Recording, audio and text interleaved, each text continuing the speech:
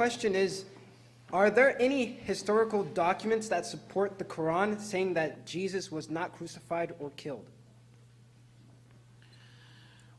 First, I've tried to say that we have to think about what specific interpretation we have of the Quran here, and a wide variety of interpretations are possible. One interpretation that I did advance here, especially by following the probings of Dr. Craig, is that Jesus was assumed into heaven. Now, he could have been assumed in that case either alive or dead, in which case his spirit would be alive with God in heaven.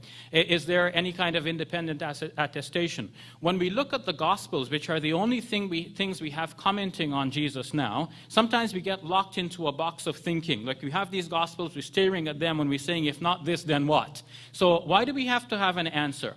Like, why do we have to know about what happened to the remains of every individual who died in past centuries? Just because we have some stories which some people made up doesn't mean to say we should make up another story to counter that one.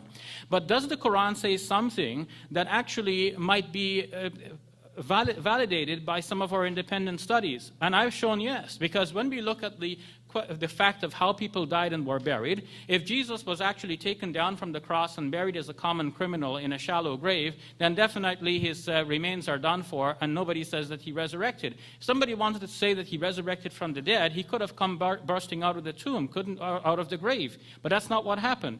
Obviously, what happened is that later on, people are proclaiming that Jesus was exalted, he is alive with God, they're being questioned, then they invent the story of the empty tomb, then they're being questioned about the details of that, so they say there was a guard, but they omitted placing the guard on the first night, and they didn't check to see if the body was there, so the body could have actually been missing that night, and then it just goes on from a person being alive, to the grave being empty, to the person being seen, and now being touched. If you look at the later Gospels, now suddenly Jesus is being touched in the Gospel according to Luke and John, for example.